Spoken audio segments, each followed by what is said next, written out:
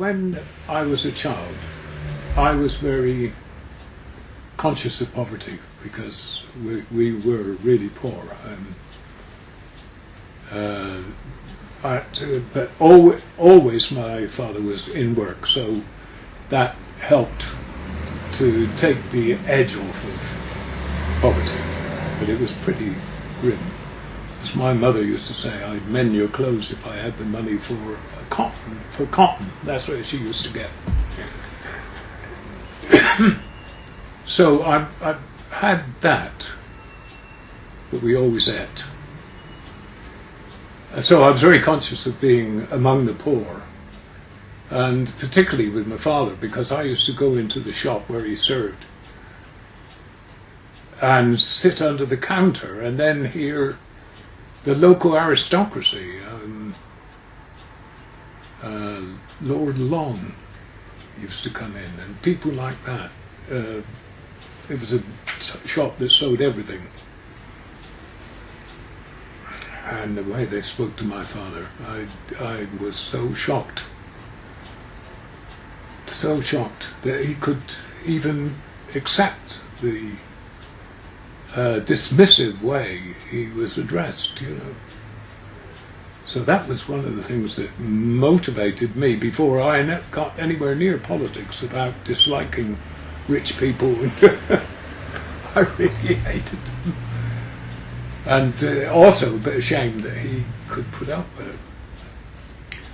And then my brother being killed, and my feelings about how we should never have a war again. And I remember my mother being in tears night after night after he was killed. And because she'd always said he shouldn't have joined up, and the rest of things like that. So in a way, you know, certain things remain in your mind regardless of what's happened. So I'd never ever wanted anything to do with my country going to war, right?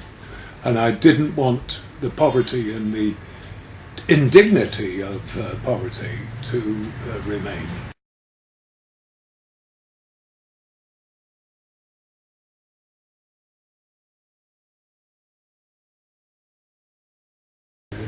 So I was kicked out of the party that I'd been in since 1949, I suppose. Just at the time I was becoming significant, or when I got elected to the TUC, I think. So it was a bit of you may have seen it in the paper. So, well, I remember on Kinnock being asked on the television, what are you going to do about Ken Gill? Is he going to join the Labour Party? He said, he hasn't asked me yet.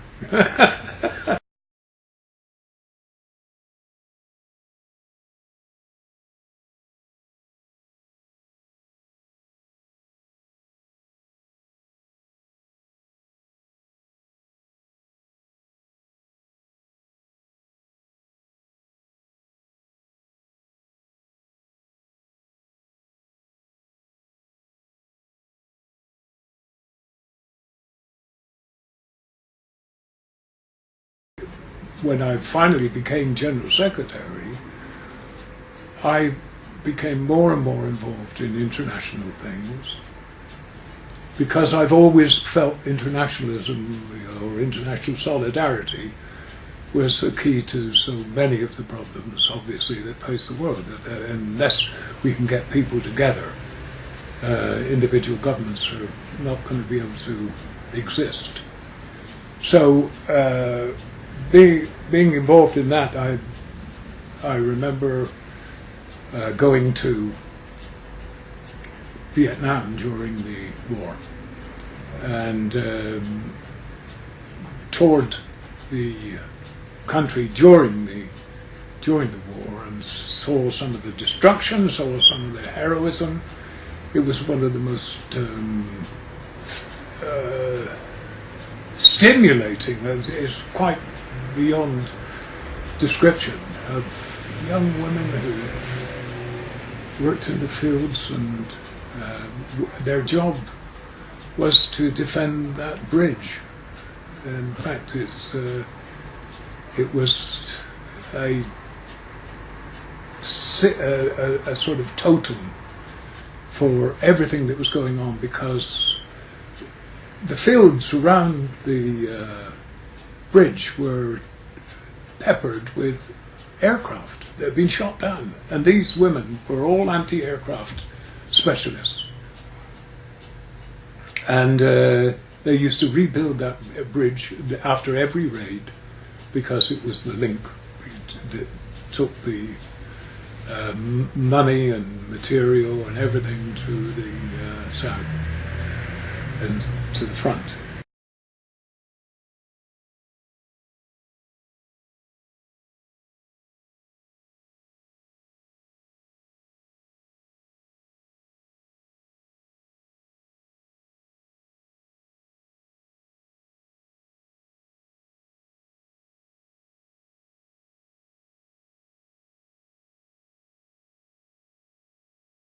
So, to me, the solutions remain the same, because capitalism has only demonstrated at this particular time how vulnerable it is to people's greed and exploitation. In fact, classic Marxism. So the answer remains the same as far as I'm concerned. So you've got to think of it in terms of what is the problem. Well, the problem is still mass poverty throughout the world, relative poverty in Britain, and the threat to world peace, which I think is increasing. So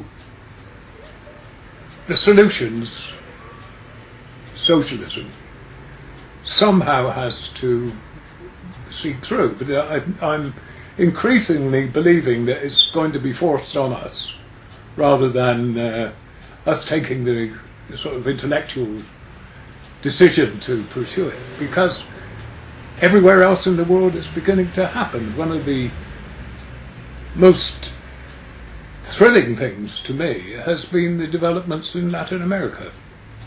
And also it has made me feel very proud of the fact that I, from an early age, felt that Cuba was going to be a key to greater things.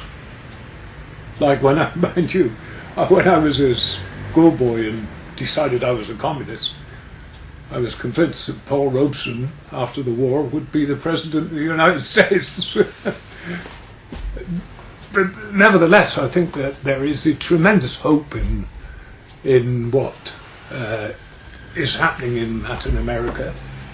And I also feel that Latin America will have, together with China, a real influence in the end over what's happening in Africa.